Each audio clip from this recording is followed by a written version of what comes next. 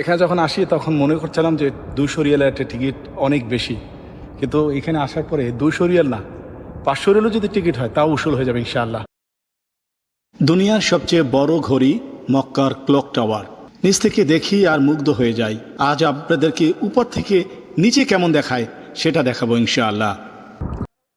Ground floor থেকে P9 আসার পরে এই হলো সেই এক্সিবিশন। এখান থেকে যেতে হয়, এখানে 200 রিয়ালের বিনিময়ে আমরা 15 মিনিটের জন্য উপরে যেতে পারবো।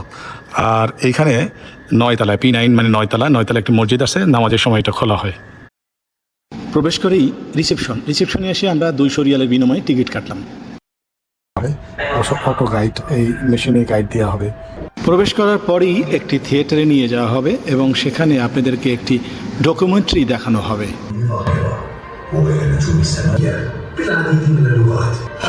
এখন আমরা 99 তলায় গিয়ে ঘড়ির যে মিউজিয়ামটা সেখানে দেখবো, তারপরে আরো 4 তলার উপরে গিয়ে উপর থেকে আমরা কাবাকে দেখবো ইনশাল্লাহ। ক্লক টাওয়ারের চারদিকে 4টি ঘড়ি, এটা হলো উত্তর দিকের ঘড়ি। আমরা এখানে সেকেন্ড, মিনিট এবং ঘন্টার কাঁটাটাও ঘুরতে দেখছি মাশাআল্লাহ। প্রথম তলা, মহাবিশ্বের ধারণা, দ্য ইউনিভার্স।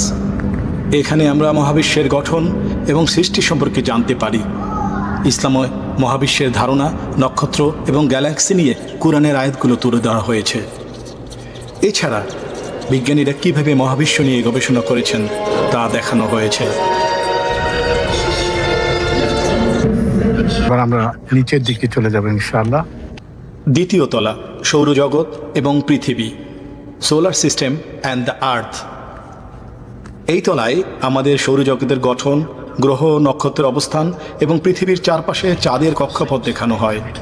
এখানে আমরা দেখতে পাই কিভাবে চন্দ্র ও সূর্য ইসলামের ক্যালেন্ডার এবং নামাজের সময় নির্ধারণে গুরুত্বপূর্ণ ভূমিকা রাখে।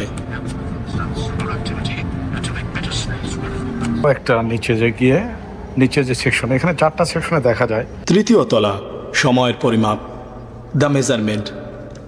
মিউজিয়ামের সবচেয়ে আকর্ষণীয় অংশ। এখানে আমরা দেখতে পাই প্রাচীনকাল থেকে মানুষ কিভাবে সময় পরিমাপের চেষ্টা করেছে। এখানে বিভিন্ন ধরনের ঘড়ি, যেমন জল ঘড়ি, বালি ঘড়ি এবং সূর্য ঘড়ির মডেল রাখা আছে। এছাড়াও ইসলামে কিভাবে নামাজের সময় নির্ধারণ করা হয় তা বিস্তারিতভাবে দেখানো হয়। পরিশেষে আমরা 4র্থ ফ্লোরে এসে পৌঁছেছি, যা আপনাকে নিয়ে যাবে ঘড়ির ঠিক মুখের কাছে। এখান থেকে আপনি মক্কার এক শ্বাসরুদ্ধকর প্যানোরামিক ভিউ দেখতে পারবেন। কাবা শরীফ, মসজিদুল হারাম এবং পুরো মক্কা শহর এখান থেকে এক অন্যরকম দেখায়। এই দৃশ্য সত্যিই অবিস্মরণীয়। এটি শুধু একটি ঘড়ি নয়, এটি সময়ের সাথে আধ্যাত্মিকতার এক মেলাবন্ধন।